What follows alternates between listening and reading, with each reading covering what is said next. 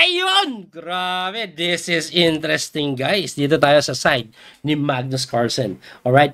Magnus Carlsen is leading the tournament with 9 out of 9. Samantalang sumusunod si Hans Mokniman with 8 out of 9. This is very crucial game.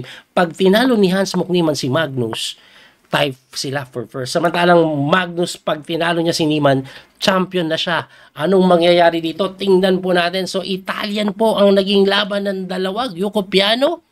Alright, mga typical lines po yan. Ayan, lahat po yan normal lang, preventing yung pin. Mabilis po tumira, A4. Idea is later on, B4. Kaya umatras agad, B4 pa rin ang ginawa. Mabilis tumira pareho. Pero si Niemann talagang tuloy-tuloy ang bilis ng tira. Knight lang po sa may E7 intending to move to G6. Ayan, typical na ikot po ng kabayo yan. Grabe ito Umatras lang. Wow Rook laman sa may E8, takes, may pressure doon ay binibigay. Yung bishop, di ko alam kung saan lalagay ito Yan ang problema ni Magnus or pag-isipan ni Magnus. Pero C6, alright, C6, umatras naman yung bishop. Ang bilis tumira ni Niemann. Pero Magnus hindi din nagpapahuli, parehong mabilis. Ang kanila pong accuracy is 98.3% pareho. Kaya pa nag-C6 para makapag-win C7, tamang develop lang ng Reina. Depensa po siguro sa may E5. Or later on, baka tumalo na yan dyan Tingnan natin kung anong gagawin dito ni Niemann. Nag-iisip po siya. Magnus tuloy-tuloy pa rin. Mabilis si Magnus. My turn kills na broadcast din sabi ni Magnus sa comment section. Ikaw pa, Magnus na yan Anyway, umatras lang yung kanyang pyesa. Nag-knight F1 samantalang A5 immediately was played by Magnus. Ang bilis tumira ni Magnus. Time attack niya lang si Niemann. Kinapture lang po yung A5. Of course, binawi po yan ng Reina. Maybe Bishop D2 to defend upon on C3. Hindi, binigay. It's all yours, Magnus. Wow Pero hindi kinapture hindi ko titigman yan. Develop lang ako ng Bishop. Alright? Kaya Bishop D2 na ang ginawa para depensa po yung pawn. Umatras na naman yung Reina. Lamang po sa oras si Magnus, pero according sa engine evaluation, ang position slightly better for white. Rook B1 was played, putting pressure sa B7 pawn, open file lang. Rook E8 naman, para pag kinapture, mabuksan, ayun, pero Queen C1, gusto bang mag-sacrifice yan? Abangan po natin. Tingin nyo, gagawin niya ba yun? Mukhang pwede, no? Mukhang pwede, pero depende, kaya nag-king move muna si Magnus to prevent yung sacrifice sa matalang Bishop E3, activating the Bishop depending upon on D4. Ayan, kasi kakainin na di ba? Hindi, may depensa naman pala kabayo. Anyway, wow! Bumalik yung Taurus sa may A8 para ma-pressure ba ito? At least nasa open file siya dyan. Queen dito siguro to activate the Queen. Wala na kasi yung Taurus dito. Shoutout pa sa mga viewers natin na nanonood. Crucial yung laban na to. Mabilis talaga si Magnus. Queen dito na nga tinira ni Hans Mokniman dito. Rook, bumalik lang. Aba, itatabla ba? Hindi. I doubt itatabla ni Niemann. Magpipilit si Niemann. Alam niya hindi siya mag-champion pag hindi niya pinilit yan. Usually, yung mga player kay Magnus makatabla lang, masaya na. Pero iba si Niemann. Promise. Siya nagpipilit kay Magnus Pati kay Hikaru. Mapapayata ako. Hindi, pinilit nag-Queen B2. Sabi ko sa inyo Magnus is good for draw, pero Hans Mokniman, ibahin nyo. Ayoko ng tabla. Kahit si Magnus ka pa. May ganun pa no? Talagang, laging ganyan niya. Nagpipilit si Hans Mok kay Magnus. So, Rook D1, ayan na nga po. Kitang-kita nyo. Kaya iba yung dating ni, yan ang gusto ko kay Niemann Kahit si Magnus kalaban niya, pinipilit niya pagdating sa oras, medyo lamang pa rin si Magnus dito.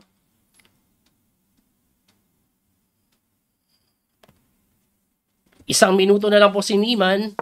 Lamang daw po dito, ang puti talaga Okay, nagbibigay pressure lang doon, pero hindi pa daw po yan ang best move. Pero okay lang, may threat. Uy, hindi dumipensa. Pinakain. May kain doon. Kaya dumipensa doon si Niemann. Umatras, bumalik na. Okay. Bumalik yung Bishop. Babalik ba yung Reina? Tabla. Pag bumalik, itatabla ba?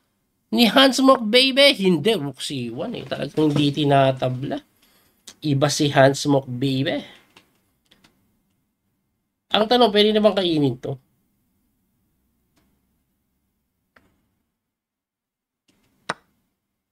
Ayun na, pinakain yung nag-king move eh. Pero blunder daw eh. Pero ewan ko bakit blunder. Mamaya silipin po natin, no? Nagkakainan lang ng pawn. Alright, inatake. Halos kulong. Halos kulong ah.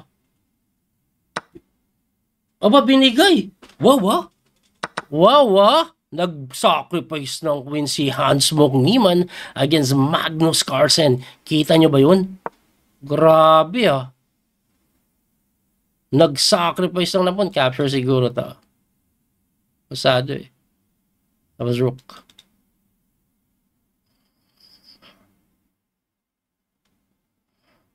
Niemann, 24 seconds on the clock.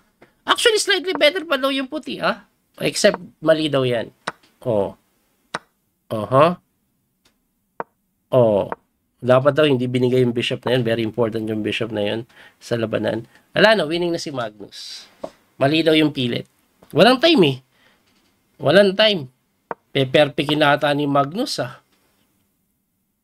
Wala, hindi umubra yung pilit. Baliktad, no? Si Magnus di nagpipilit kay Niemann. Okay lang ako sa tabla na tayo. Si Niemann naman ang nagpipilit. Ayan, kakapilit niya. Siya ang namalipit ngayon.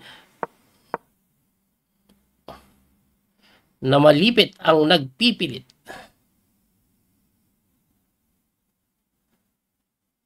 Ubosh. Wala, hindi na madepensahan to. Hindi na to madepensahan ata eh. E5.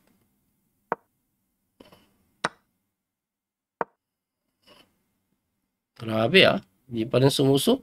Oh. Check. Takbo. Knight C5. Tulak. Knight dito. Usado to. Kasi mamatihin eh. Masok doon. Okay. Knight tumalon. Medyo mahirap pa ah.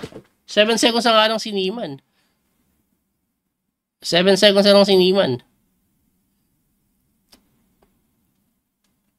Mahirap pa, pero 7 seconds lang si Niemann eh. Chumek, gumanon. Kasi saan pupunta to eh? Libre. Mahirap pa. Lah, nahirapan pa si Magnus kaya sinacrifice na lang dun. Alright?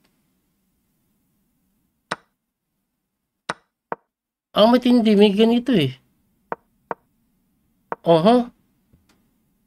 Kulong ata yung kabayo. Hindi to. Wala. Ubus na. Ubus na. Wala na. Eto, alam na to ni Magnus. Player si Magnus eh. Alam niya na to. Libre. Okay. Tapos, grabe ah. Ang ganda ng laban ng dalawa. Iba-iba talaga. Iba. Matindi. Balikan lang natin na mabilis ah. Mabilis ko lang pong i-analyze. Saglit lang ah. Kanina kasi, well, Magnus is okay with a draw. Naiintindihan ko yung tabla ni Magnus dito eh. Kasi, pag tinabla ni Magnus, malaki na yung chance niya mag-champion eh. Kaya tabla na lang kailangan niya eh. Pero dito po, nung binigay po yung pawn, ayan oh. Dito, nagkabalik-balikan. Nag-king move. Ayan, blunder daw. Ang tamang tira daw dito is C5. Well, magtataka lang kasi bakit binibigay para wala lang takasan yung reyna. Ayan, kulong. No?